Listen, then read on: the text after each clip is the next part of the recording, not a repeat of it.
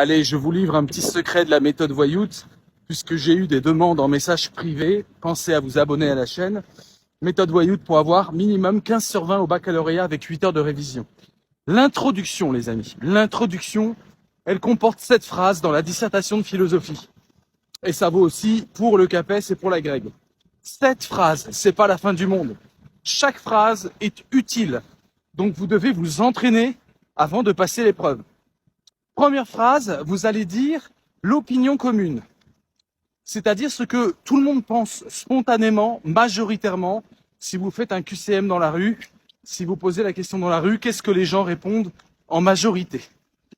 Et vous allez commencer par nous pensons spontanément que, ou dès l'abord, on imagine que, ou nous avons la certitude que, peu importe la petite phrase, évitez la phrase depuis l'aube de l'humanité. Alors ça, vous êtes sûr que c'est la pire phrase que vous puissiez faire et que vous n'allez pas réussir à faire un casse au bac philo et à arnaquer votre correcteur.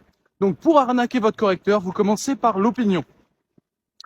Si par exemple votre sujet c'est l'art permet-il de libérer l'être humain, vous vous demandez dans votre tête, est-ce que les gens disent oui ou est-ce que les gens disent non majoritairement? Ils vont dire oui majoritairement. Ils vont pas dire que l'art n'est qu'illusion, ça c'est la contre-thèse, mais la thèse c'est oui, l'art permet de libérer l'être humain. Donc, nous pensons spontanément que. Alors, au lieu de dire la phrase telle quelle, l'art permet de libérer l'être humain, qui est une sorte de paraphrase du sujet, eh bien, vous allez essayer de reformuler déjà le sujet. En fait, il faut tout le temps reformuler le sujet.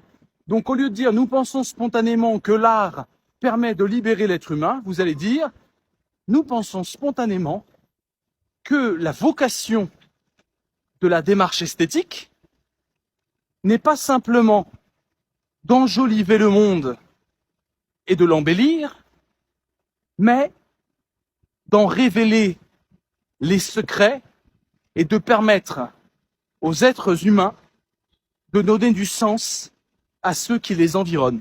Je viens d'improviser, les amis. Mais vous voyez un peu la méthode, je peux vous le refaire d'ailleurs. C'est de l'impro, c'est pas compliqué, il y a des virgules, c'est une phrase un peu longue, cette première phrase d'intro. Ça montre que vous avez compris le sens du sujet sans dire le côté un peu scolaire. Ce sujet peut se comprendre comme ça. Alors, par libérer l'humain, ça veut dire ça. Et puis l'homme, ça veut dire ça. Non, vous évitez le côté scolaire. Vous êtes un pro, vous écrivez, je rappelle, au feutre noir, au stylo noir, stylo plume noir. Voilà, vous faites partie des grands, vous faites partie des forts, vous donnez l'impression à votre prof que vous aviez eu toujours des 15 sur 20 au bac. C'est comme ça qu'un prof note. Il essaie de voir à peu près l'année comment vous avez été noté, et puis il essaie de respecter un peu ça. Il n'y a pas plus bête qu'un prof de philo qui corrige une copie. C'est une épreuve d'abrutissement absolu. Il fait beau, ils ont autre chose à faire, et c'est chiant parce qu'on connaît même pas les élèves, donc on a envie d'abattre le boulot vite fait. Donc vous devez entrer dans cette fatigue des profs en plein été qui doivent se taper un paquet de 120 copies et leur montrer par votre façon d'aborder le sujet que vous faites partie des excellents élèves et qu'il serait inadmissible de vous mettre en dessous de 15 sur 20.